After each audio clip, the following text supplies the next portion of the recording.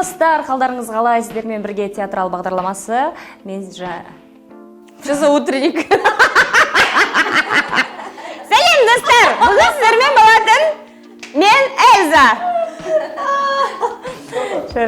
Сәлем достар, сіздермен бірге мен Назер Кезекболқызы және біздің театрал бағдарламасы. Біздің бүгінгі қонақтарымыз жастар театрының іргесін қалаушыларының бірі Айнұр Рахипова және де жастар театрының бұлбұлы керемет актриса әнші Айым Жүсіпбекова.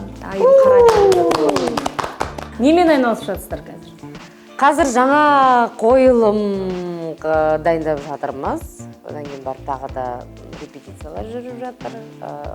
Осы қыздар жеке вокалмен, қыздар хормен, акробатикамен айналысып жатыр. Акробат боламыз. Карантинде жұмыс істеп жатырмыз. Цирк артисі боламыз дейді. Сонымен қоймай жұмыс жасап жатыр бәрі. Талмай. Жақында болады премьера. Бұйырса. Біздің тек қана үлкен буын қатысасыздар сіздер. Айым акробатикадан қалай? Супер. Скоро меня двойной сальто жасайтын боламын. Күшті. Жастар театры, алыңыздар, кружка. Ана жақта жастар театры. Айнұр апай, пиджагыңызды көрсетіңіз. Жастар театры. Жастар театры. Жастар театры. Жастар театры өмірлерімізде слишком көп емес пе? Тағы да маскамыз бар жастар театры. Жоқ, көп емес. Кейбір әртістердің біздің үйлерінде жарда жастар театрының логотипін салып қойған. Таңғалмаймыз. Бізде бәрі біздің театрда өңшең жастар театрының фанаттары мен аурулар жұмыс жасайды. Таңғалатын ештеңе жоқ. Айым, Айнұр дегенде ойларыңызға келетін үш сөз. Бірден. Ай келеді. Жоқ, айым де. Мен айтайын ба? Жоқ, иә. Мен айым туралы айтамын. Сен жеке қойсайшы. Бізде сиамский близнецы едік. Жоқ, Айнұр, айым деген кезде ойыңызға қандай үш сөз келеді? Бұлбұл келеді. Одан кейін барып Кармен келеді. Одан кейін барып жақсы не келеді? Әлгі накаленный адамдар болады ғой. Суға салса батпайтын, отқа салса жанбайтын. Рахмет. Айнұр дегенде маған бірінші ол театрдың моторы, өзім әрқашан айтып жүрем. Бізге всегда позитив беретін кісі. Үшінші, ылғи сол кісіден біз көп нәрсені алып үлгі тұтатын адам. Мотиватор. Дұрыс. Осы кезде бір нәрсе есіме түсіп кетті. Айтпақшы, біз қазір отырған осы жеріміз, біздің шай ішетін, алдында мен инстаграмға салдым, біздің бытовкамыз. Осы жерді міне осы қыздар болып, жігіттер болып театрдың өзіміз әрледік. Мына жердің мына графикасын жасаған Айым. Мына үшбұрыштардың бәрін өз оймен. Бұл жердің снабженеці болған Айнұр апай. Бізге красканы да тасып, ананы да тасып, мынаны да. Қазір қарасаңыздар, өтірік майысып, деп күшті болып қыздар отыр. Ол кезде мысалға жұмысқа келген кезде басқамыз ғой. Қолдарына баллончик алып, мына жақта красканы алып, краскілеп, жуып, комнатты алып, бірдеңені сүртіп, дұрыс болмай қалса қырып тұрып сүртіп, жуып. Өмірде жалпы осы мамандықты не үшін таңдадыңыздар? Неге актриса? Неге басқа мамандық емес? Білмеймін, менде ешқандай мүмкіндік болған жоқ басқа мамандықты таңдайтын.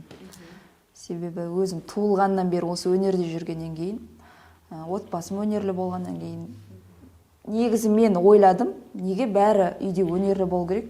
Мен мүмкін врач болармын деп өзімді бала кезімде өзім укол салып, система салып, сөйтіп өзімді дайындайтын. Бірақ өсе келе мен өнер академиясына, бизнес академиясынан қашып кетіп түсіп, осы өнер академиясына, сол мне қазір осы отырған түрім. Яғни кішкентай кезден бастап бір актриса болам деген ой болды ма әлде? Негізі бізде мектепте жаздырады ғой, арманың не? Мен әрқашан дәптерге мен өскенде актриса боламын деп жазатынмын. бірақ мен актрисаның не екенін, кім екенін білмеймін, бірақ мен актрисаларға қызығатынмын. Кинодан көріп. Иә, кинодан көріп. Ал өскенде мен әнші болам деп академияға қашып кеткен кездерім болған. Бірақ өмірдің өзінің бір жолы шығар. Мен осы Нұрғанат ағайдың шеберханасына актерскийға осылай түсіп кетіп, қазір актриса болып отырған түрім бар. Дұрыс. Айнұр апа сізде? Бұл жолға келуім, ол орысша айтқанда на бессознательном уровне дейді ғой. Кішкентай кез мен актриса боламын деп ойлаған жоқпын. Кішкентай кезімде атам маған, ой, осы қыз менің әртіс болады, осы қыз менің әртіс болады деп айта беретін. Одан кейін барып өскен кезде мен басқа жаққа барам деп ойладым, бірақ та енді бұйырып осы бір арқам ұстап, өзі бір жер көктің бәріне сыймай осы жерге бір айдап келді. То есть Журенов академиясына айдап келді. Сөйтіп ағайдың шеберханасына түсіп актриса болған жайым. Аха, шеберханаға түспес бұрын Нұрғанат Жақпайдың кім екенін білдіңіздер ме? Мен білдім. Мен білген жоқпын. Білдіңіз? Мен білдім. Арнайы келдіңіз ба деген ғой? Жоқ, арнайы келген жоқпын. Жаңа айтып отырмын ғой, бизнес академиясынан 4 күн қалғанда өнер академиясынан қашып кеттім да, экзаменге кірдім. Кіргенде консультация болады ғой басында. Кірген кезде бұрышта бір кісі отырды. Шашы ұзын, қараңғылау жерде отырды да. Мен кіріп келіп, ән айтып жатырмын, тақпақ айтып жатырмын. Тақпақ деген ғой кетті. Өлеңдері, қара сөздері оқып жатырмын. Сен ба тақпағын тартып алған деген сияқты әңгіме болды ғой. Сол кезде бұрышта отырсам, Ол кезде тақпақ деп ойладым. иә, ол кезде мен енді сол кездегі немен айтып отырмын да, тақпақ айтып өзімше болып тұрмын ғой, актриса болып. Сосын бүйтіп қарап қалсам, түрі таныс. Сосын бүйтіп анықтап қарасам, мен бала кезімде оқып жүрген кезде Әсет деген кино көргем. Сонда бір Әсеттің әкесін бір художник кісі ойнайды. Сол кісі Нұрғанат Жақпай екен. Мен сол кезде сол кісіге қатты ғашық болып қалғам. Жаңағы ойынына. Әкесін сондай мықты ойнағанда, сұмдық ойнағанда, ағайдың сөзімен енді айтайын. Сұмдық ойнағаннан мен сол кісіге ғашық болып қалғам. Мә, қандай керемет актер, қандай мықты ойнаған деп сендім да сол ойынға. Енді мен Алматыға келіп тұрмын өмірімде бірінші рет. Мен сол кісіні көрген кезде мен кәдімгідей таң қалып, ішімнен бір шок болды. Өйткені мен ол кісінің шеберханасы бар екенін, ол кісінің осы академияда ұстаз екенін мен білген жоқпын. Сол кезде мен түсіндім. Тағдыр ғой. Иә, демек мен бала кезімде қатты армандап, болады ғой. Ұмытып қалдыңыз да арманыңызды. Арманымды жоғары жаққа жіберген болу керекпіз. Негізі ол нәрсе, аффирмация, ол көп жылдан кейін орындалып тұр ғой. Сондықтан мен қуанам, өмірім солай. Мен осы тағдыр дегенге сенем негізі. Өйткені менің өзім 9-шы сыныпта номер 2 республикалық мектеп интернатта қазақ тілі мен әдебиетін тереңдетіп оқитын мектепте оқығанмын. Не деген өзі? Бізде просто Амангелді атындағы орта мектеп болды, басқа жоқ. Жарайды, сіз қалаңғысыз ғой. Содан кейін барып жаңағы сол мектепте бізді 7 сайын, ай сайын театрға алып баратын. Біздер сөйтіп жаңағы Ғабит Мүсірепов атындағы балалар және жасөспірімдер театрына бардық. Сол кезде Шыңғыс Айтматовтың плахасына барасыңдар деді. Мен сөйтіп 9-шы сыныпта мен сөйтіп Нұрғанат Жақпайдың Жан азабына барып көрген екен. Ең бірінші көрген спектаклім сол екен.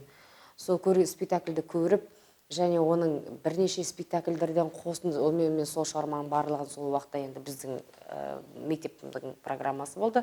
Соны көріп жүргеннен кейін, білгеннен кейін соны, жаңағы шығармаларды білгеннен кейін, солардың қосындысы екенін, соның ішіне жаңағы қосып жасаған қойылым екенін көріп, маған қатты ұнаған болатын. Әсіресе Найман ана деген жаңағы жері қатты ұнаған болатын. Соны мен 9-шы сыныпта көргем. Одан кейін барып жаңағы неге түстім, академияға түстім. Ол кезде Нұрғанат Жақпайдың сол режиссер екені, ол кісінің ұстаз екенін, жалпы сол кісінің сол жерде шеберханасы екенін мен білген жоқпын. Үйге барған кезде кім жаңағы сен кураторың кім десе, білмеймін, көзінде жасыл очки бар, мынауында жасыл очки бар, бір ағай деп сөйтіп айтып барған емеспін де. Сен адамсың ба? Табличкадан оқымайсың ба? Деп, кім шеберханасы екенін оқымайсың ба? Деп. Сол ертеңгісінде барып қарасам, Нұрғанат Жақпайдың шеберханасы деп тұр екен. Нұрғанат Жақпай деген кісі екен ғой деп таңғалғаным бар. Одан кейін барып сол жаңа забын мен сон жаңа вступительный экзаменде мен сол рөлді ойнап академияға түстім. Одан кейін барып сол менің дипломдық жұмысым болды. Ол Найман ана. Сол әлі күнге дейін менің енді Құдай берсе енді өлгенше сол алып жүретін рөлім деп ойлаймын. Қазір енді көзқарас кішкене өзгерген шығар, бірақ бұрынғы кездері актриса деп айту кішкене біртүрлі болатын, актрисамын десең, қоғамның көзқарасы қыз балаға, ол қыз баланың мамандығы емес, ол қазір өзгерді ма, және сіздерде оның кедергі келтірген моменттер болды ма өмірде? Біздің енді қоғам поэтапны жаңағы тәуелсіздік алды, одан кейін барып театрға, өнерге деген жаңағы нарықтық экономикаға көштікте біздер театрға, өнерге көп не болмай қалды ғой, внимание болмай қалды. Одан кейін барып өнер біртіндеп көтеріліп, қазір жоғарғы деңгейге енді шығып бара жатыр деп әлі де үміттенеміз, ойлаймыз. Қазір театрда, басқа өнер түрлері де бәрі даму үстінде. Бірақ қазір алдыңғы 10 жылдықта, одан кейін алдыңғы 90-шы жылдары, әрине әртіс десе, жаңа бір түрлі әртістер дегенің осындай деп көзқарас басқаша болды.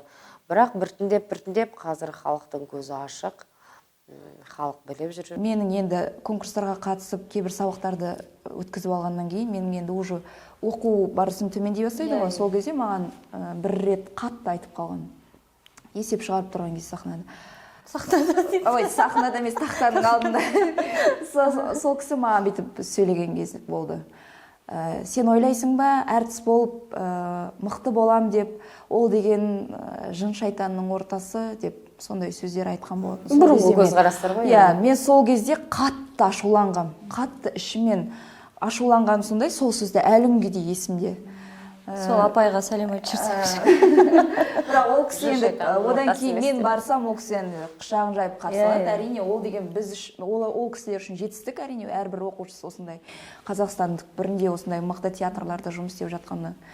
Сол кезде сол кісі сөйтіп айтатын. Сол кезде мен іштен қатты булығып, мен неге олай ойлайтын? Ол деген өте керемет нәрсе деп ойлайтын. Қазіргі заманда мен ойлаймын, жын шайтанның емес, нағыз тазалықтың ортасы. Нағыз таза адамдар, ішкі дүниесі таза адамдар ғана сахнада өнер көрсете алады. Халықты сендіре алады. Ол деген орысша айтқанда, енді қазақшамен шіркеу дейді ғой, мешіт сияқты да театр. Храм. Қазір енді адамдардың да көзқарасы өзгерді.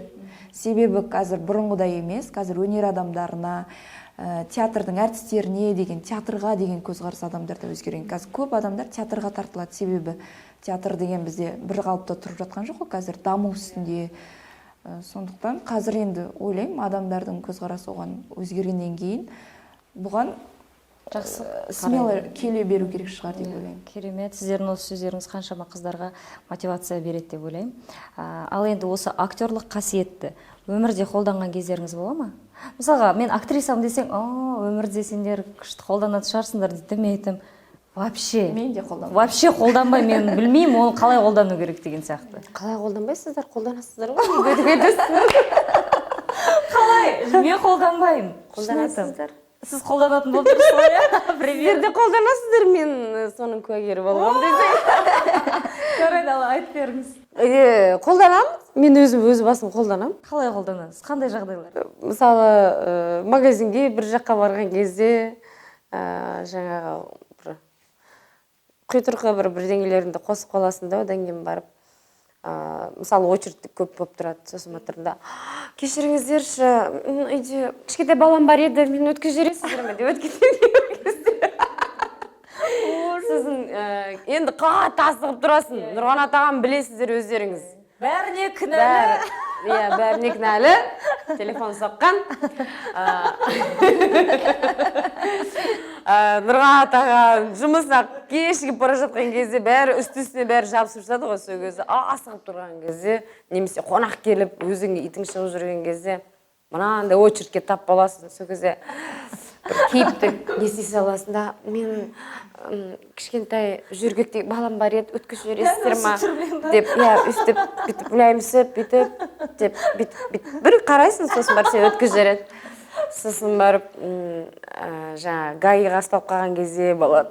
Сол кезде қарап тұрады ғой, Алматы облысында туғансыз ба деп жаңағы, сосын барып Алматы облысында туғам деп көзінде бақтап тұрам да, бетім сіз қай жақтансыз деймін, сосын барып жаңа мен солтүстіктенмін да, мен солтүстікте өскенмін деп өтіпті бөсіріп көзімен жыбақ өткізіп деп бит гаидан да құтылып кетеміз кейбір кезде Запомните.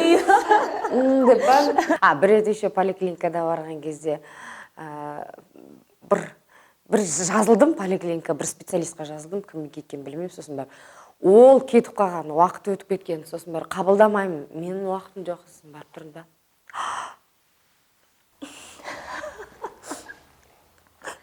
менде просто уақытым жоқ, бірдеңе деп ана жылап бүйтіп не істеп жүрдім да, ана кісіні деген өзіме бүйтіп, ана кісі мен жылағаныма не істеп қалды, бүйтіп жылағаныма бүйтіп қалды, неге өйтіп жылап қалдың деген деп алданып қалды да, сосын барып жарайды енді сізді қабылдайын енді деп сөйтіп бір рет қабылдап жүрген жері бар.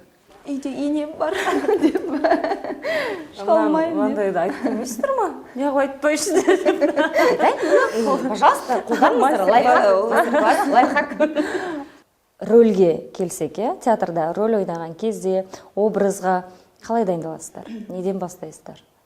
Ойбой, ол сұмдық. Ол үлкен процесс.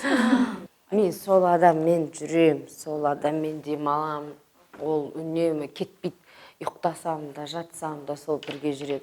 Қазір енді өз жеке көлігің бар, әйтеуір ішінде ағайласаң да, не істесең де, жыласаң да, не істесең де көліктің ішіндесің әйтеуір. Баяғыда есімде осы неге дайындалып жүргем, Диляфрыздың 4 күйеуіне дайындалып жүрдім де, қалай шығарарын білмеймін. Мен еще вод болып кіріп жатырмын ол спектакльге. Водқа кіргенше отқа кіргенің жақсы дейді ғой. Соны жаңа шығара алмай жатырмын. Қалай бір болады, бір мәйегін таба алмай тұрасың да, изюминкасы дейді орысша. Сол изюминкасын таба алмай тұрасың. Сол изюминкасын тапсаң, қалған бүкіл диалог кезінде де, кез келген кезде де сол шығып кетеді. Сол сөзде сен ол сөзге ойланбайсың. Сол изюминка арқылы лақтырып отырып ойнап кетесің, шығарып аласың. Сол изюминкасы табылғанша қиналасың.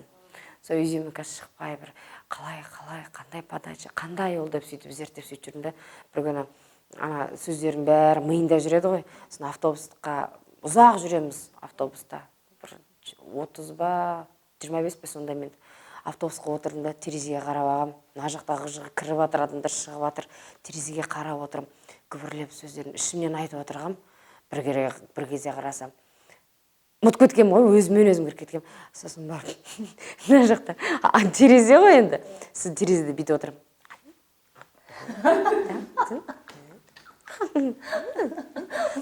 Адам бір кезде күбірлеп даусым шығып кеткен, бәрі мен ана шизофрениктердің аурумен ауыратын қыз екен деп қарап қалған ғой маған. Мен остановкаға жеткен жазады. Деп есіп ойнап келем. Сосын бір кезде түк ана неден ар жағына остановкаға түскеннен кейін бір ер адам маған бүйтіп қараған кезде ғана есіңіз жиды. Сол кезде ғана есім жиды. Көзім түсіп кетті де, бүйтті сосын үндемей деп ұялып қалдым. Сосын басында не болған? Кепка болған. Кепкам бір кезде бүйтіп түсірдім де, үндемей бүйтіп. Сосын жайлап шықтым да түсіп қалдым остановкадан. Таптыңыз ба? Бірақ қатты қуанып келдім сол күні. Ба? Үйге жүгіріп келдім де, мен таптым, мен білем қалай Диляфрузды ойнау керек екен дедім, бітті. Сол күннен бастап мен әр рөлімді автобустан іздеймін десеңші. Жоқ, өзіңмен өзің жүрген кезде. Картошка жуып жатырсаң да, ыдыс жуып жатсаң да, нан жайып жатсаң да, не істеп жатсаң да, ол жүреді сол монолог. Ондай жағдайлар болды. Менде мынандай бір қызық жағдай болған. Тоже солай рөлге кіреміз деп енді күнсін дайындаласың, текст жаттайсың, сөйтіп автобусқа отырым. Жаңағындай күбірлеп рөлімді жаттап отырым. Ол кезде ешкімді көрмейсің, ешкімді естімейсің, өтіп жатыр, кетіп жатыр, қарамайсың. Театрдың остановкасын білесің, әйтеуір сол жерден түсу керек. Болды, кірдің, отырдың. көпірлеп ішімнен айтып жатырмын, рөлдерімді жаттап отырмын, образдарды есіме бүйтіп түсіріп, қандай адамдар бар еді, кімді, өзің енді адамдар іздейсің ғой, өзің туып өскен жерде. Торғайда ондай кадрлар жетеді негізі. Барсаң, и сондай бір адамдарды еске түсіріп отырасың, кім деп. Сөйтіп отырсам, жаңағы кондуктор ақша жинап алып кетеді, ол кезде енді карточка жоқ. Кондуктор ақша жинап жүр, и өтіп кетті. Бірақ та отырмын, уже театрға жақындады. Отырмын, бүйтіп қарап қалсам, бүйтеді да автобустың жүргізушісі, сіз микрофонмен еще сіз солай отыра беріңіз, біз сізді байқамай қалды деп ойлап отырыңыз, я іштен солай отыра беріңіз деп бірдеңе деп күбірлеп жатыр. А мен отырмын, білмеймін, сөйтсе мен ақша төлемеген ғой. Сөйтсе ол жігіт мені аңдып отырған ғой. Сөйтіп аңдып микрофонмен бәрін көшіп сөйлеп отыр. И мен осылай бір уақытта сасып қалдым, өзім білдім маған айтып отқан. Еще көзі менде ана жүргізушінің. Сасқан, мен ба деп ақша төлеп түсіп кетіп, сосын түсіп алып күлгені бар. И бір жағынан ұялып жатырмын да. Ол сөйтсем, ол жігіт мені аңдып отыр екен да, мен ақша төлемей, типа андай актерский стап кетіп шығып кетеді деп, қашып кетеді деп ойлаған болмын. Сондай қызықты жағдайлар болған. Енді осы әңгімелеріңізге қарағанда образдан да шығу тез емес, иә? Образдан да шығу тез емес. Ондай сәттер кедергі жасамай ма? Мысалға, сахнада ойнадың ба, сол жерде тастап, үйіңе келіп, уже сен үйде, мысалы, сіздердің жанұяларыңыз бар, жұбайларыңыз бар. Тастайсыз оны, прям үйге барып, мен бүгін бұғанамын, мен бүгін Катаринамын, мен бүгін Шпекинамын деп бүйтіп бармайсың, әрине тастайсың оның бәрін. Бірақ ол жүрегің кешеде осы бір сұрақ қойылған. Ол сен, мысалы, жаназабынан кейін менің сөйлеуге шамам келмейді. Біреумен тілдесуге шамам келмейді. Жүрегім сыздап, ауыр болады. Мен сол күні барам, ештеңе жасамаймын, жаңа суыңа түсесіңдер, сылқ құлайсың, сонымен өліп ұйықтайсың, таңда бірақ тұрасың. О таңда тұрған кезде жүрегің бәрібір ауыр болып тұрады. Өйткені, ол сондай атмосферасы, сондай спектакль. Жеңіл спектакльдерден жеңіл шығасың, ауыр спектакльден кейін сен ойнап, жүрегіңді ауыртып, бүйтіп жастағаннан кейін кішкене бәрібір қосылып кете алмайсың да? Бәрібір ол сенің кішкене тынышталдырым, жүрегіңде тұрады, бәрібір бір іздер тұрады жүрегіңде. Соны жеткізім келеді, Бастапқы этапта сондай болды бізде.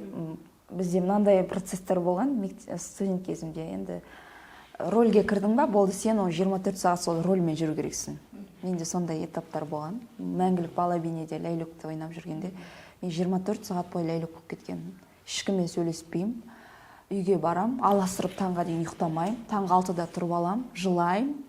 Екі племяннигім менен шошиды. Өйткені бәріміз бір бөлмеде жататынбыз. Рөлге 24 сағат кіріп кету керекпін деген ой ма, білмеймін. Ол рөлге кіріп кеткеннен кейін, оны айырылып қалмас үшін істеп жүретін да мен. Состоянияны сақтап. Сондай ситуациялар болды. Кәдімгідей кіріп кетесің де уайымдайсың, сөйлесе алмайсың, күле алмайсың, сол уайымдап сонымен жүресің. Енді қазір опыт болғаннан кейін ба, кішкене уже кіріп, айыра білу керек. Сосын мынандай да бар. Бізде енді бүкіл спектакльдердің бәрі ауыр ғой.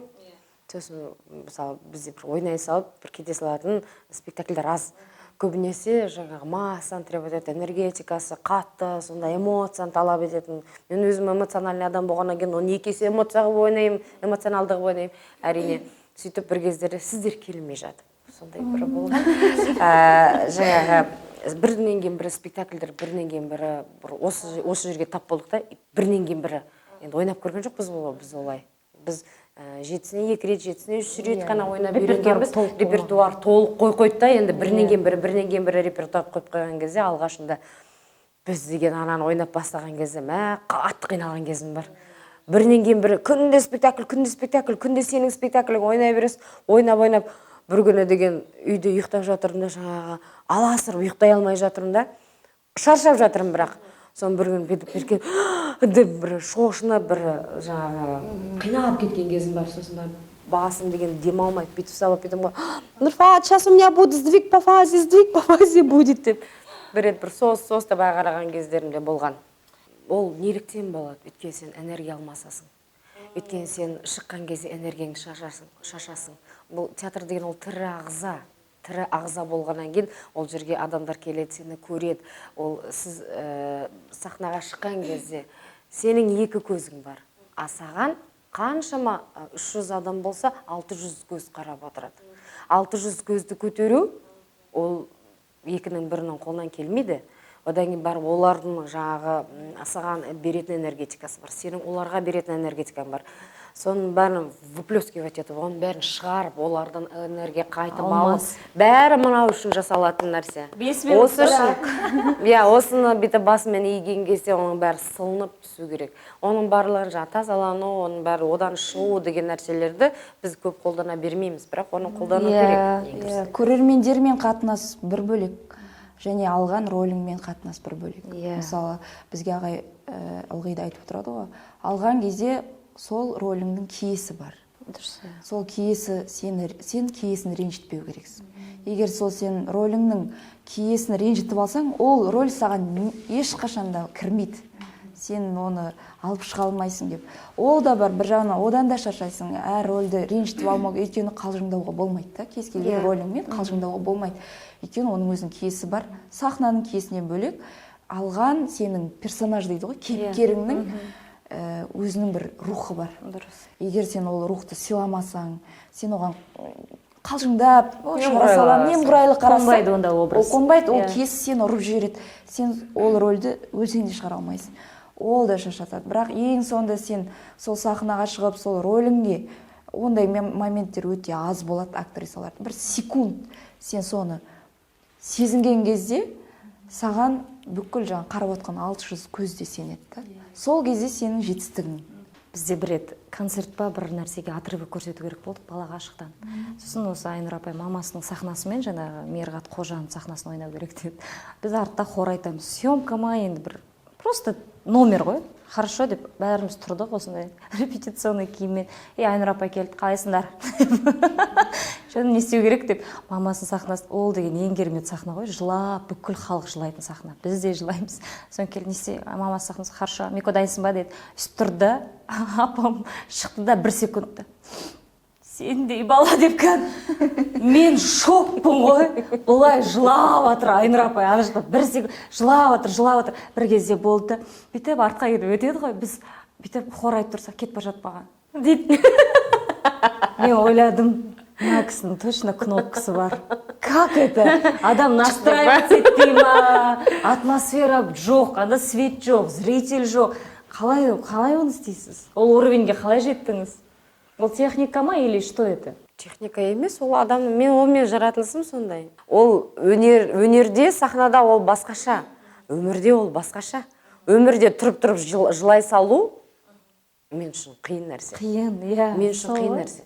Бірақ сахнаға шыққан кезде маған қиындық туғызбайды, білмеймін не екен. Өйткені мен көп адамдармен өмірімде қоштасып, көп адамдармен жаңа адамдар тауып, қауышып жатқан сондай ситуациялар өте көп болды, сол үшін солай шығар. Жалпы өмірде болып жатқан кейбір ситуацияларда, мысалға адамның басынан не өтпейді, сондай қиын кезеңдер сахнадағы образды алып шығуға көмектесе ме сіздерге? Өмірдегі болған жағдайларды алып шығасыздар ма сахнаға? Станиславскийдің жүйесінде эмоциональная память деген бар.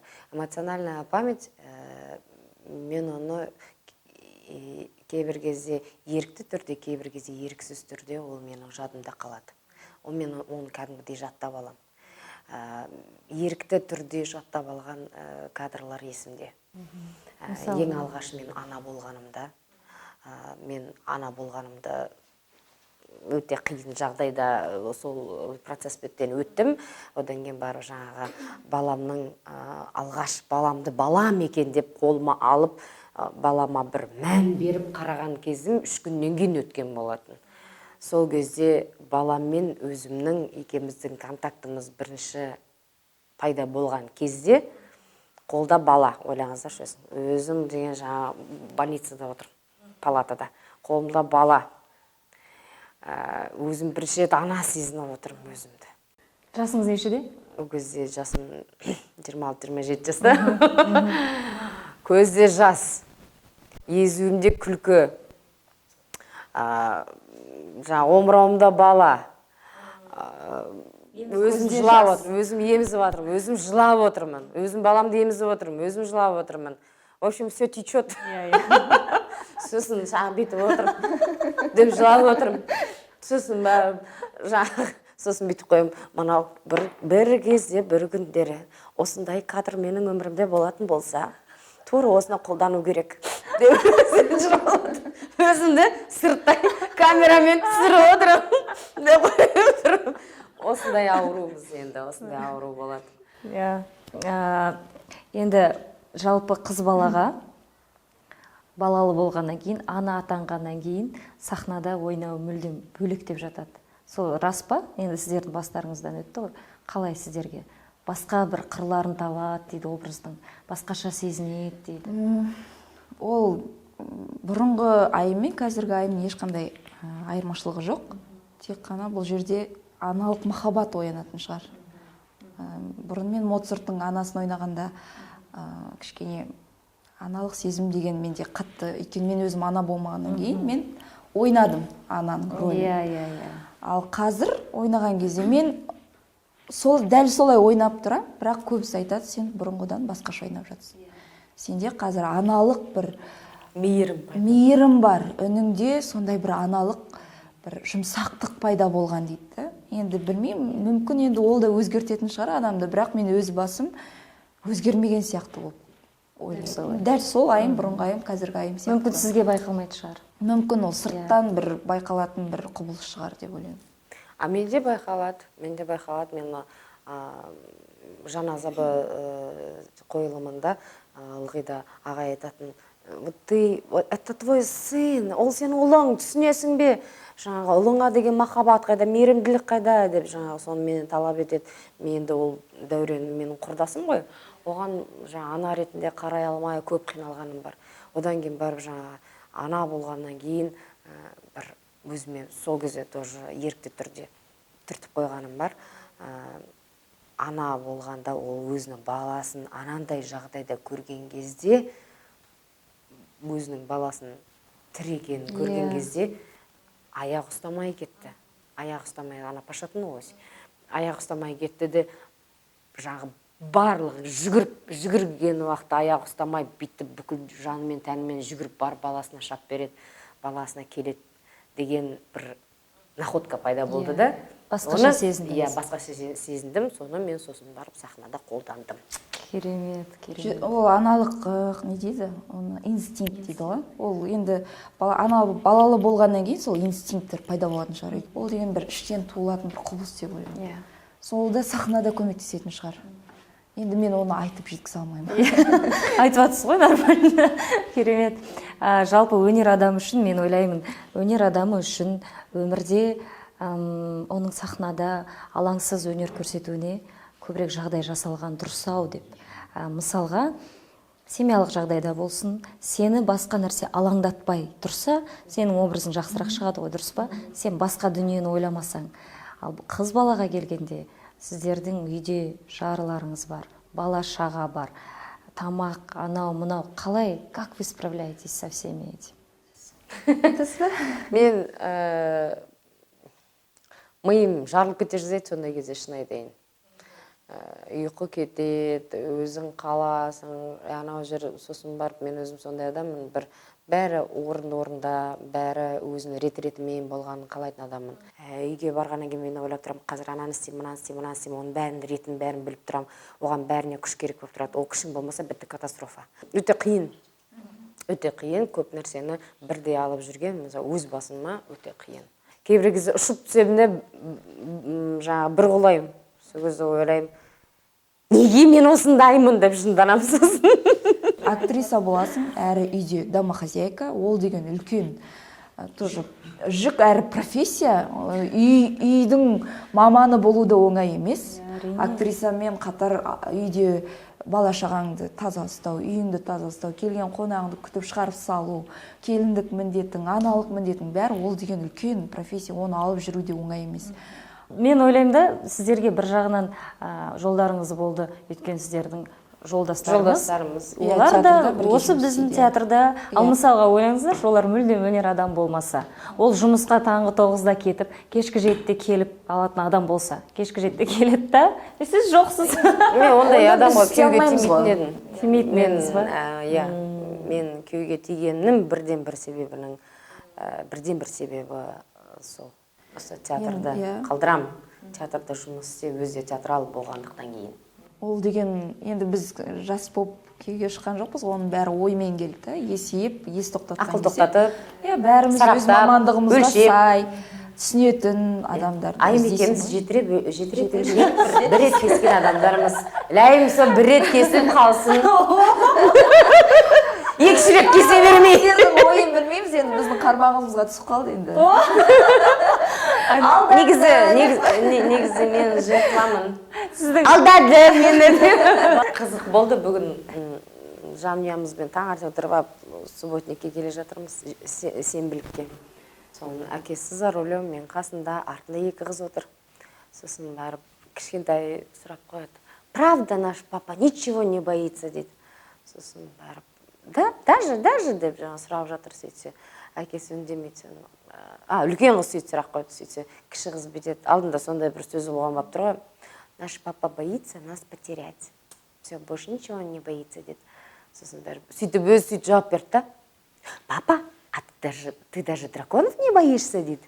Сосын әкесі бүйтіп қарап тұрып. Зачем мне бояться дракона? Я живу с драконом дейді. Сосын бәрі мен бүйтіп қалдым да.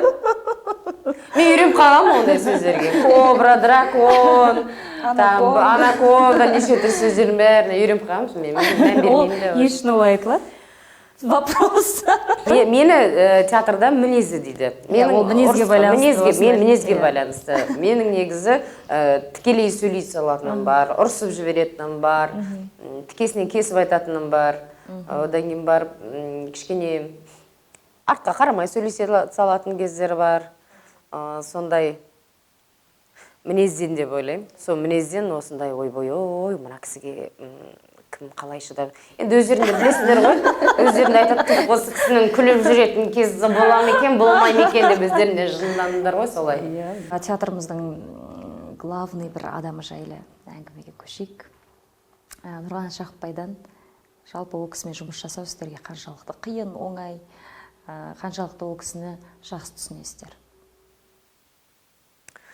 Нұрған атағай, мен Нұрған атағайдың шәкірті болып жүргеніме маған мінекей 19 жыл болыпты. 19 жыл мен Нұрған атағайдың жанында жүр екем. Перед его именем я могу преклонить колени и сказать ему просто слово благодарю. Өйткені мені осы енді күнге жеткізген енді әуелі Алла, одан кейін барып осы ұстазымыз Нұрғанат Жақпай. Егер мен Нұрғанат Жақпайдың шеберханасына түспесем, мен актриса болмайтын едім. Мен однозначно. Сіз қазір оны жарты уже сөзінен, көзқарасынан түсініп қоясыз сахнада. Түсінуге тырысамын. Ол кісіні бітті осы кісіні түсініп қойдым, осы кісіні ұғынып қойдым деп айту мүмкін емес. Ол кісінің ойының ұшқырлығы, ол кісінің фантазиясы, оның барлығы ол кісі бізден де жас сияқты. Ол кісі, өйткені ол кісі сонымен жүреді. Мен жаңағы біздер бала шағамызға, басқа бір деңгейге, қазір Инстаграмға, басқа бір нәрсеге алып кетеміз қазіргі заманда. Ол кісі ауылмайды. Ол кісі театрға мүлдем Жан дүниесімен берілген. Жан дүниесімен берілген. Он до того предан своей работе, он не изменяет. Он верный, он преданный своему творчеству. И он дышит, он работает этим, он живет этим. С утра до вечера. Енді өмір болған кезде кейде отырасың ойланып, бір көңілің толмайды өзің өмірге. Мен ананы үлгермедім, мынаны үлгермедім, мына арманымнан қол үзіп қалдым деген енді өкініштер көп болады. Жалпы адам өмір өткенше өкініп, көп нәрсеге өкініп қалады ғой. Өйткені өкіну емес, бір армандар деген сәттер өте көп болады. Бірақ кей кезде осындай әңгімелерде қарап отырамын да өзімді, неге мен ондай сөздер айту керекпін? Мен деген әлемде жоқ мықты профессорлардан, мықты академиктерден, мықты осындай ортада мысалы сабақ алып білім алып жұмыс істеп жатырмын. Мысалы өзіміздің ағайымыз Нұрғат Жақыпбай, ол кісіні бүкіл әлем біледі, әлем мойындаған режиссер. Мен бақыттымын сондай кісімен, осындай сол кісіден білім алып, сол кісінің осы театрында осылай жұмыс істеп жатқаныма, және мықты біздің Қазақстанның бетке ұстар академиясы, Жүргенов атындағы академияда оқып, Сапаргалиева, Гүлназ Бахарова, Мұрат Абзелбаев сияқты мықты кісілерден білім алғаныма мен өте бақытты санаймын өзімді. Менің маңдайымның бағы беселі деп ойлаймын. Мысалы, ондай кісілер көп жастарға, қазіргі мына өнерге келгісі келіп жүрген жастарға арман. Сол кісілермен көру арман, сөйлесу емес, көру, сыртынан көру де арман, бірге жүрсем екен деп армандайтын жастар өте көп. Мен өзімді бақытты санаймын. Шүкір деймін. Нұрғат ағамыздың сіздерге айтқан ең ауыр сыны және ең керемет мақтауы естеріңізде қалған. Ауыр сын дегенде ол кісі ауыр айтпайды ғой. Иә, мүмкін жұмыс барысында көңілдеріңізге келіп қалған, сол сіздерге әсер еткен. Маған есімде ағайдың айтқаны ең бір айтқан сөзі бір болды. Молоток деген сөзі ең күшті сөзі Болды. Сосын барып бір рет айтты. Қай кезде айтты оны? Жаназабын ойнап жүрген кезде мен көп таяқ жейтінмін, жаназабы үшін көп таяқ жейтінмін. Соның бір жаназабын қойылымнан кейін, ойнап шыққаннан кейін ағай бір арқамнан қағып бір молоток дегені бар. Мәне жерде жылап қалғансың ғой. Сосын ең сорақысы Катаринаны жаңағы 2 сағат бәріміз ақ тер, көк тер болып ойнаймыз. Сосын артында костюмде қыздар, тігін цехында қыздар барлықтары бүйтіп күшті болып бәрі бүйтіп қарап отырады. Дайындықты, репетицияны қарап отырады. Ағай деген беті түнеріп отырады, сосын алдында микрофон тұрады. Бәріміз біткеннен кейін болды ма дейді, бүйтіп қарап, ар жақта музыка бәрі өшеді. Бүйтіп микрофон алады. Бездарные дейді ғой бәрімізге. 2 сағат жүгіріп, ақтер, көктер болып, деп өліп жатқаның бәрі түкке тұрмайды да. Сол кезде сөйтіп ұрысқаны бар ағайымыздың тұрып маған. Не қалды енді сенде? Все, брось все это дело, это твой потолок, все, иди. Тебе осталось только мыть полы, будь уборщицей деген. Ең бір сұрақ Катерина рөліңізде. Катерина рөлінде сұраққа тиген сол бір сөз болды. Қалай ол сөзден кейін ары қарай қалай жұмыс істейсіз? Қалай жұмыс істейсің? Нормально. Жоқ, мысалы жылағаныңды бүйтіп шығып бара жатқан сөзді қайтадан деп арқылы жұт жүресің да, аққан көзінен аққан жасты деп сүрт тастайсың да, дейсің да, сосын барып қайтадан сүмірейіп кетесің, сахнаға жұмыс істейсің, одан басқа не істейсің? Басқа. Енді ол кісі режиссер, ол кісі көріп тұр, сырттан көрінеді, ол кісі мерген, дәл тауып айтады. Ағай бізді аямайды ғой. Ағай бізді аямайды.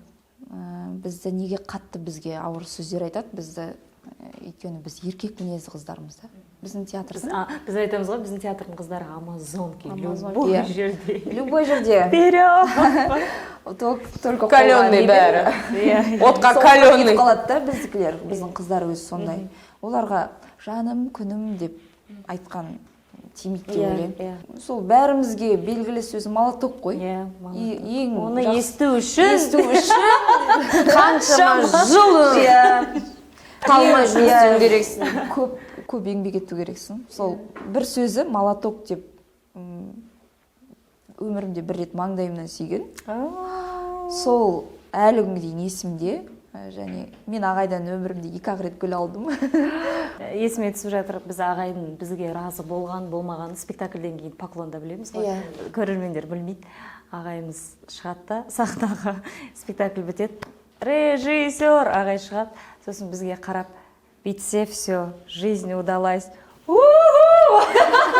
иногда ше режиссер өйстіп шығады да, қарамайды, біздің жаққа қарамайды. Көрерменге поклон береді бізге. Сосын бәріміз поклон кетіп жатыр. Все, нам крышка, дың кетіп жатады. Кетіп жатады, комментариялар кетіп жатады, бітті. Ағай өлтіреді. Все, бітті, болды. Сөздің аузыңда, мысалы, мен бір дастарханда отырдық бәріміз, ағаймен сөйлесіп отырып, өйстіп айтып отырған кезде, мен бір сөзбен ағаймен жерлеп тастаған. Сен жақсы актриса болып едің, деді. Болды, мен сол жерде уышып, сразу көміп, все, өлген адам Сөйлемейді деп жата қалу керек. Сөйлемейді деп бүйтіп уышып, сол жерде отырғаным бар. Сол тұрғаннан тұрып кетіп қалған. Бір сөзбен көкке көтеріп. Ал бірақ сөзбен көкке көтеріп жүреді. Ал жарайды, ағай мысалы бізге қазір. Соны айтайын деп жатқан. Жас болдық, ал жарайды бізге. Молодец. Назерке, сен күшті ойнайсың, молодец, ты гениальная, ты супер. Ты вообще міне сен осыны закрепи, осыдан кейін барып сен шикарныйсың десем, сосын сен не боласың ары қаратай? Сен бересің, кетесің, болды, соған қанағат етесің, қанағат тұтасың, одан кейін барып өспеу ары қаратай бірталай. Енді басқа жақтарда басқаша жұмыс жасайтын шығар, но біздің ағайдың школасы осындай. Искусство требует жертв дейді. Сондай жертвалар болған кездер болды ма? Бір нәрсені құрбан еткен осы жолда кезеңдерден өттіңіздер ма? Мен сөйтіп өтіп келе жатып терминатор болуға қалдым уже. Денсаулық көп кетеді біздің жұмыстың барысында. Енді өнер болғаннан кейін онда енді болып жатады. Біз өйткені көбінесе көптеген трюктар жасайды, жалаң аяқ билейді деген сияқты. Бірақ енді жертва деп айтатындай менің өз басымда сондай бір дүние болды. Біздер осы мүгізі балам кішкентай, бірінші бала, тұңғышым, баланың қалай ауыратынын да білмейсің, онда өзің көрмегенсің.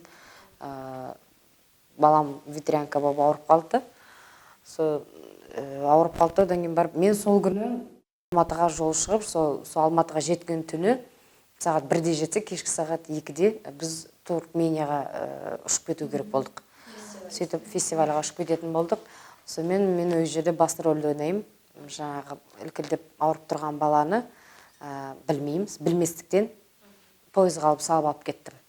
Ол ветрянка деген вообще бір бөлмеден екінші бөлмеге де шығуға болмайтын ауру екен. Сөйтіп ауырып тұрған баланы пойызға салып алып кеттім. Ол одан ушықты. Одан кейін ішінде ол баланы жаңағы тастап кеткеннен кейін ол бала құсалығы бар, ауруы бар, құсалығы бар. Ол бала екесе қатты ауырған, өте қатты жаңағы несте қалды, өте қатты қиналды. Мен сол түнгі сағат 2-де баланы тастадым да Түркменияға ұшып кеттім. Түркменияға ұшып кетіп, ол Түркменияда не хабарласа алмайсың. Ол жақта телефон, интернет деген жоқ, телефон деген жоқ. Звондау үшін сен арнайы сим-картаны, паспорт алғандай барып алып, сим-картаны алып, сөйтіп звондауың керексің. Сөйтіп 3 күн баламмен хабарласа алмай, балам туралы ешбір хабар бере алмай қиналғаным бар. Сол әлі күнге дейін баламның бетіне қараған кезде сол аурудан қалған тыртықтары бар. Соны қараймын да ойлаймын кейбір кезде, ай жаным ай, осы қыздың бетіне дақ салдым-ау деп. Неге менде осындай точкалар бар деп сұрайды Балнұр. Сөйтсе, әкесі шешеңнен сұра дейді. Сол кезде Айнұр жерге бетіп қарады, жаным, сен қатты ауырып қалдың деп. Өте қиын ондай жағдай, Құдай басқа салмасын. Баламен сынамая қойсын, ешкімді олай денсаулықпен сынамая қойсын. Өмірімде бір қиын ауруға тап болып, одан кейін жаңа қатты бір қиналғаным бар. Сол кезде есімде бір серпіліп өмірге қайтып келдім. Сонда қайтып келген кезде де аэропорттан түсіп, бір қанша 11 ота жасалды, 19 күні мен келіп түстім, осы Астанаға келіп түстім де, жолдасым Гүлмен күтіп алды. Сон Гүлен бүйтіп алдым да, мен театрға алып бар дедім. Үйде емес, балада емес, ешқайда емес, театрға алып баршы дедім. Сон машинаға салып алды, театрға алып келді. Сағат 6:30-да кіріп келдім де, бізде Жанарымдағы жалғыз әуен деген қойылым бар. Сол жерге шығып, жаңа микрофонға монолог оқитын кей жерім бар. Соны кірді ақырын жаңағы өзі осы джинсымен, осы пиджакпен шығамыз. Звондадым да, менің киімді алып түсіңізші деп, соң костюмер мархабат жүгіріп келіп киімді кигізіп, аяғыма жаңа немді кигіз, кроссовкем кигізіп, бет гримді салып алдым да, сахнаға сағат 7-де кіріп келдім. Жаңа әріптестерім үлгірмей қалды, маған амандасуға да кейбіреулер көргенде жоқ. Көбісі көрген, біз көрген жоқпыз. Иә, көрген жоқсыздар, көргенде жоқсыздар. Кірдім де, микрофонымды алып, тыныш отыра қалдым.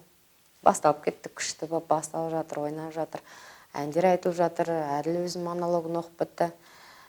Мен шықтым, бәрін көзі аңтаң. Сосын анау бұрыштан ағайды көріп отырмын.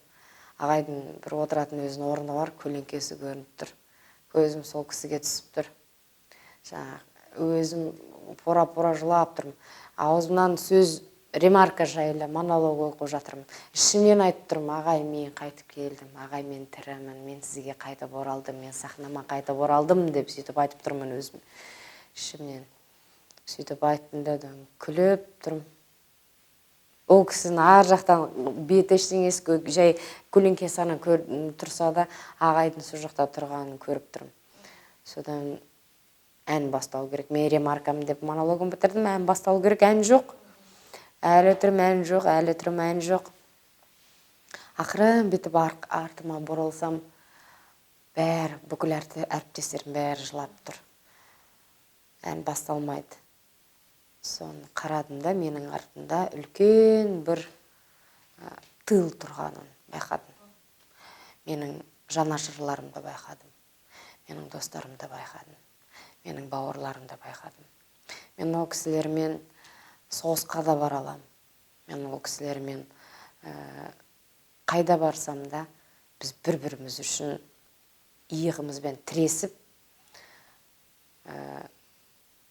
бірге шабатын жауынгерлерді көрдім. Сөйттім де, солардың ішіне еніп кеттім. Театрымды жақсы көрем. Мен әріптестерімді жақсы көрем. Барлықтарын жақсы көрем. Зачем так? Печалька. Сол кездері есіме түсіп жатыр, сіз енді ауырып қалды дегенде естіген кездегі біздің состояниеміз это было. Есеңгіреп қалдық. Бұл сіз айтсаңызшы, менде ешқандай ондай жертва болған жоқ. Менікі ештеңеге тұрмайтын. Сіз саусақтарыңызды қиқымдар ғой. Саусағыңыз сындырдыңыз. Жай ғана грижа болдыңыз. Бұл кісі жай ғана баспалдақтың үстінен шығып жүріп, жүгіріп жүріп құлайтын, сосын бәріп белі тұрмай қалады, белінен тұра алмай қалады. Бәленбай обезболивающий кетаналды жұтып алып жүгіріп жүреді. Түкке тұрмайды ол, ештеңе емес ол. Жалаң аяқ жүріп, су өткен грижалардың бәрі түкке тұрмайды оның барлығы. Ол бізге ауру емес. Соңғы спектакльдің бірі таптым ғашық болдым да, айымның дауысы өте қажет қой ол жерде. Неше түрлі жоғарғы ноталарда айым ғой бізде. Сол жерде белі ұстап қалған ғой, ертеңде келіп тұр дайындыққа, мен қозғала алмаймын дейді. Бәріміз айта алмай тұрмыз, айым, сіз шығуыңыз керек деп, бірақ енді денсаулығы қандай болып тұр. Енді не істейсіз айым деп, білмеймін, шықпайтын сияқтымын дейді. Жарайды деп алды оқыда бәріміз, айымсыз қалай болады. Бір кезде кешке кейін түсіп тұр, мен билемесем де артта отырып ән айтам дейді. Бәрібір олай істей алмайсың. Мен өзім мамандығымды, өзімнің достарымды, өзімнің коллегамды, өзімнің спектаклімді мен қалай денсаулығым жоқ деп отыра аламын? Мен отыра алмаймын олай. Мен жоқ болса да төсекті тарып жатсам да артында өлең айтсам, басыңыз шығарып, төсектен басын шығарып бетіп өлең айтсам да келемін ғой, мен өмір сүре алмаймын. Дауыс демекші айым, сізден бір-екі свисток естігіміз келіп тұр, иә, Айнұр апай? Қазір.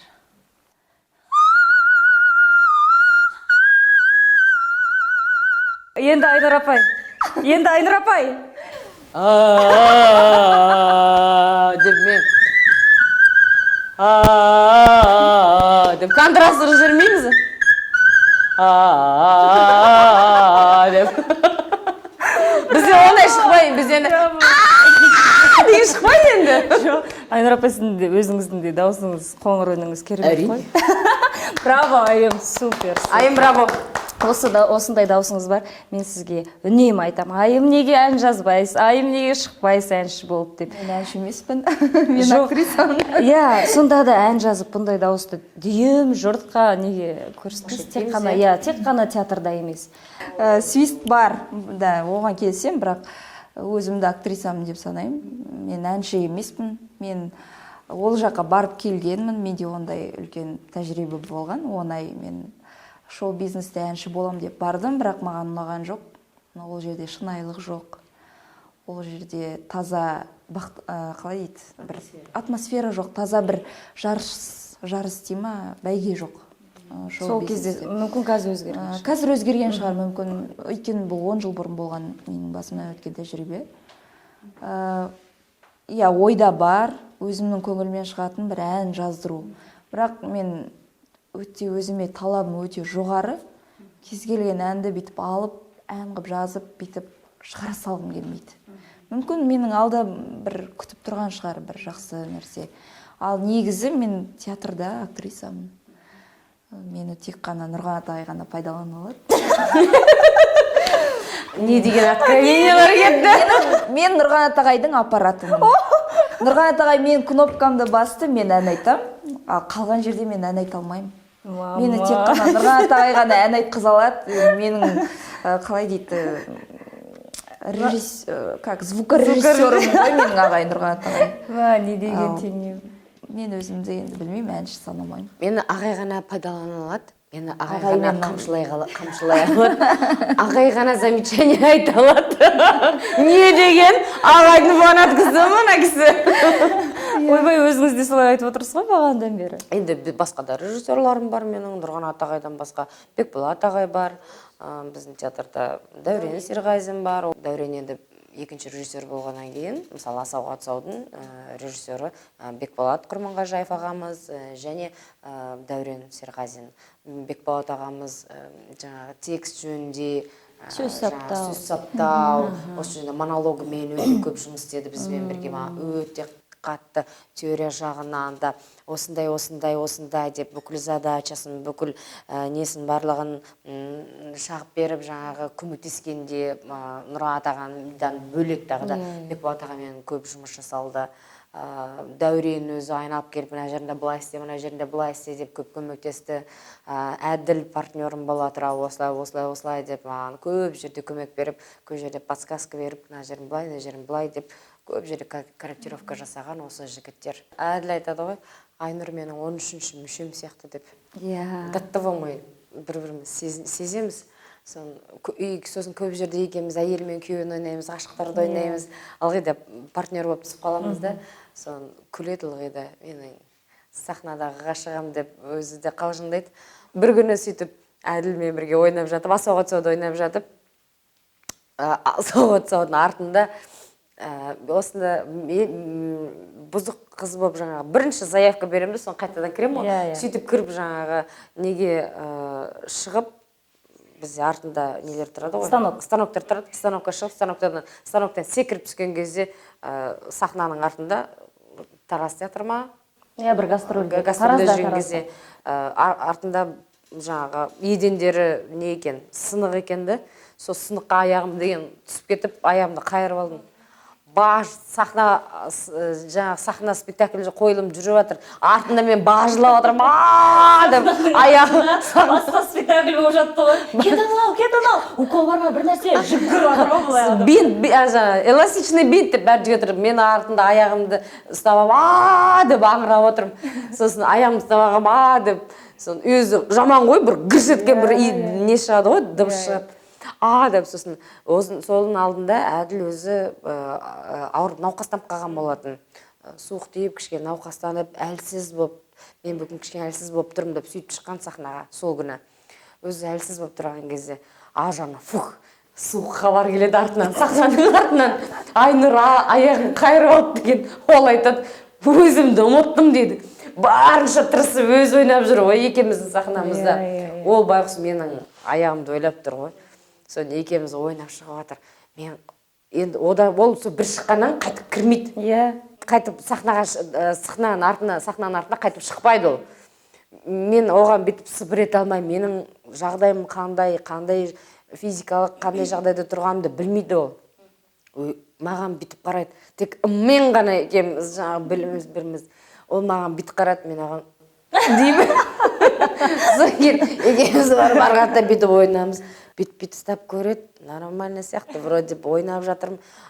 Соны сөйтіп ақсаңдап ойнап шықтым аяғына дейін. Кәт, жүрші бұлай. Не сүймейсің? Аяғымайсың. Жүрші бұлай, сылтымайсың ба дейді. Битер жүреді, мен сылтып кетіп баратым. Сондай бір қызықтар болған. Жаңағы сіз айтып отырсыз ғой, Әділмен біз әрқашан партнер болып жүреміз деп. Енді қазір есіме түсіп жатыр. Енді бағанағы әңгіме, сіз енді аты жаман аурумен ауырып, әйтеуір соны жеңіп, тағдырды жеңіп келдіңіз ғой сахнаға.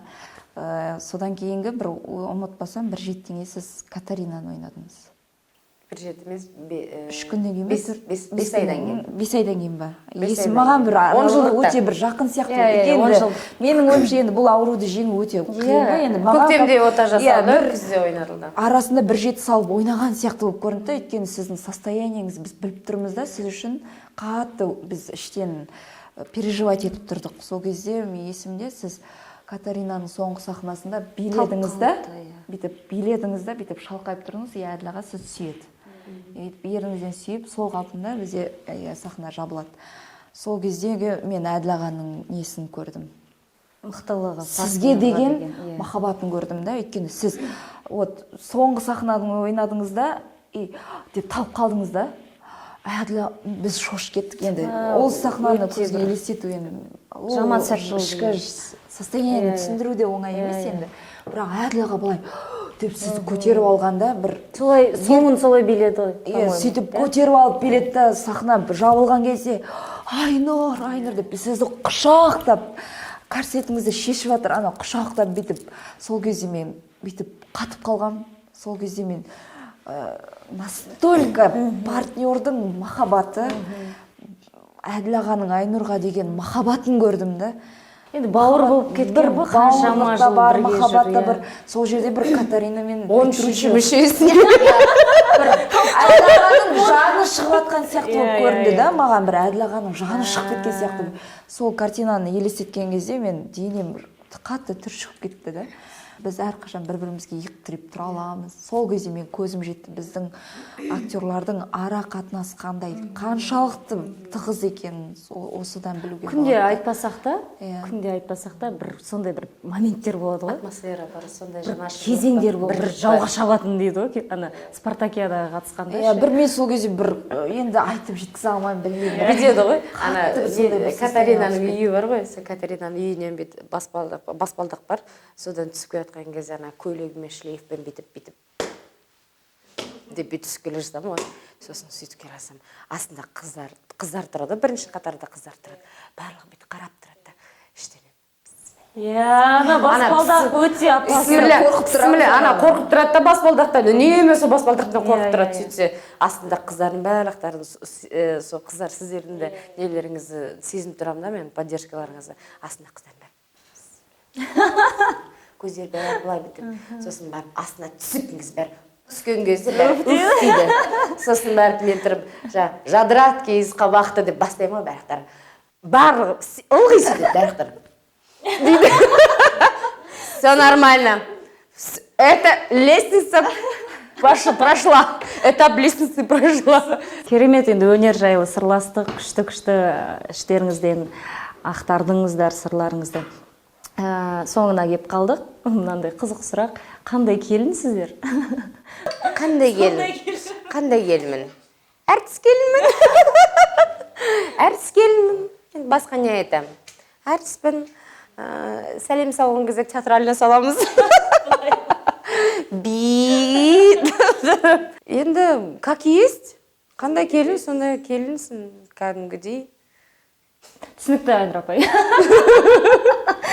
айым. Мен білмеймін, мен сөйлемейтін келінмін. Неге? Білмеймін, үйге барсам мен ата енеме шай беремін, сөйлемеймін.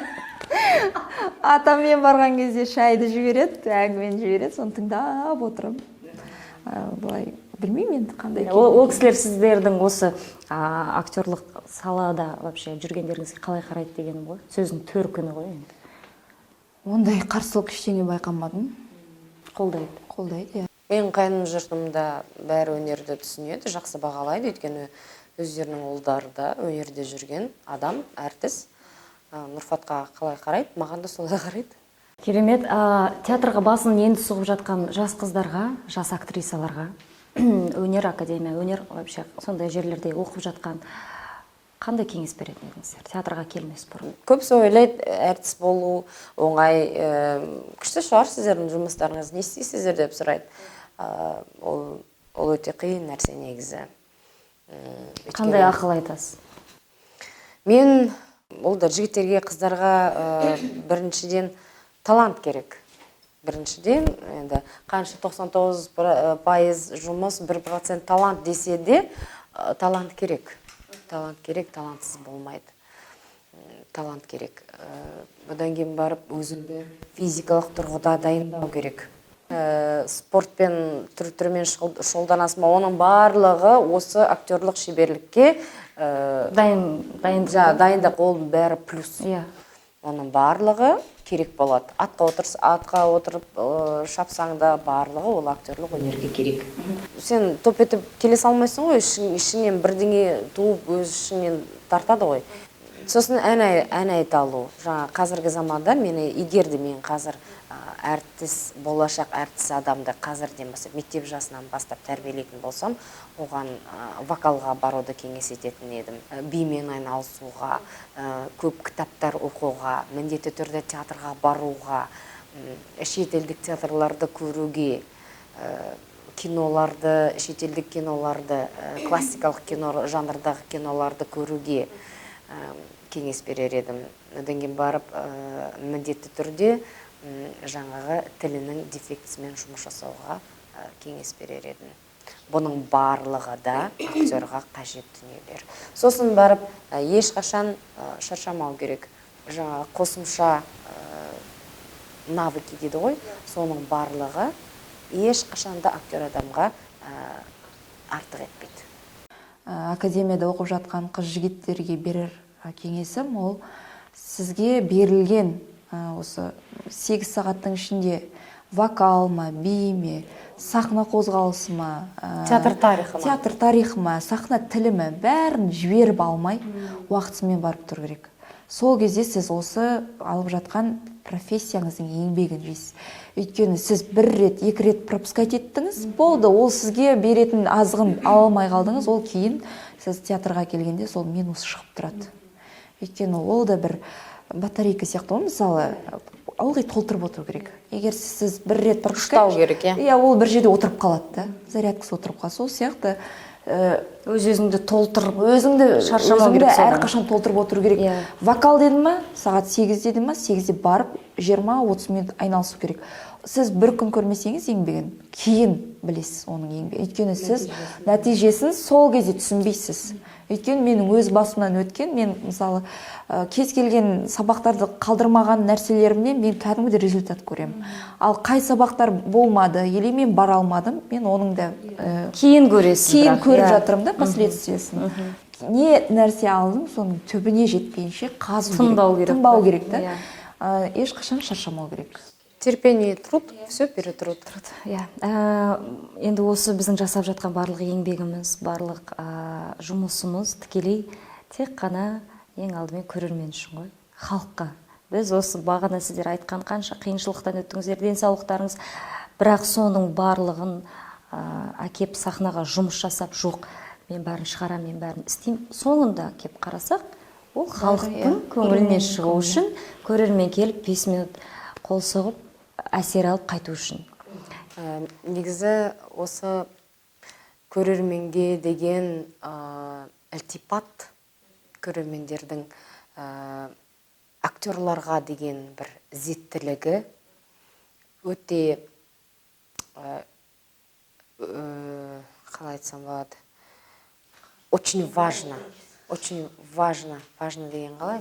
Маңызды. Өте маңызды. Өйткені біз не үшін жұмыс жасап жатырмыз шынымен ақ. Осы көрерменнен сондай отдача келген кезде, ол гүл болсын, ол бір Кішкентай записка қорап болсын, бір қорап шоколад болсын, кішкентай бір жаңағы сыйлық болсын, немесе жай инстаграмда сізді белгілеп, сізге бір хат жолдап жіберсе де, бір тілек жолдап жіберсе де, оның барлығы біздің төбемізді көкке жеткізеді.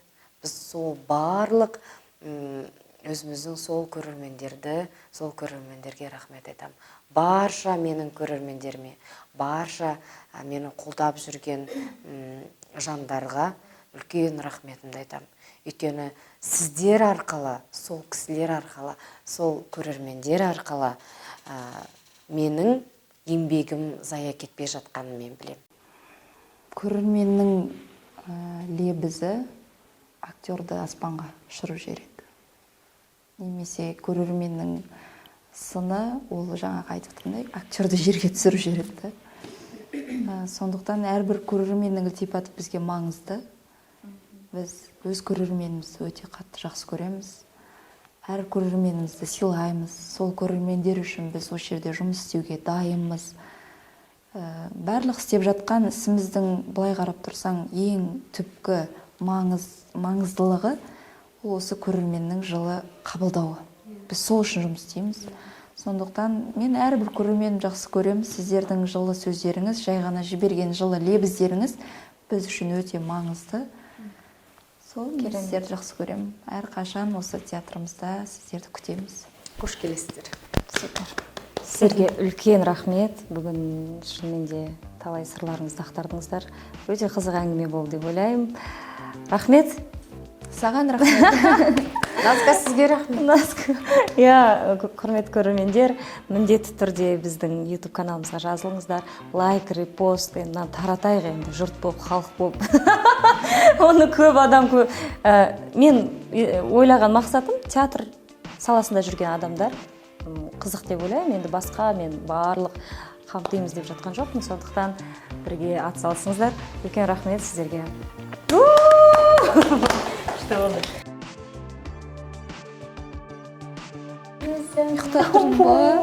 Қазір терлеп тұрған. Басқа жоқ. Тигізе саландағы. Отырыңдар. Айтшы, мама үйде қандай? Қатал ма, көп ұрса ма, әлде? Жақсы, керемет. Мама көп ұрса ма үйде? Кішкене ұрса. Честно? Правильно? Молодец. Раяна, айтшы, мама у тебя строгая или как? Мамам кішкене ұрсады. Мама деген күшті тамақ дайындайды. О, да. Мамам мені сабай оқытады. Сабай. Раяна, сен өскенде кім болғың келеді? Мама сияқты актриса болғың келе ме? Суретші болғым келеді. Суретші. Мен білмеймін. А маманың сахнадан ойнайтын қандай рөлін айтты саған? Катарина. Катаринаның киімі неге ұқсайды? Божая коровка. Мама қайда? Мама қайда? Раяна мен онда Балнұрдан бір номер. Сонымен біздің бағдарламамыз соңына жетеді. Слышь, если ты трубку не возьмешь, я всем расскажу, что ты алкоголик. Я всем расскажу, что ты разбойник и вор, и свой телефон ты не купил, а спер. Молодцы! Звук поставим на всю, и соседи не спят. Кто под нами внизу, вы простите меня, а потом о любви говорит до утра. Это юность моя, это юность твоя. Звук поставим на... Мамалардан күшті. Рахмет! Давай.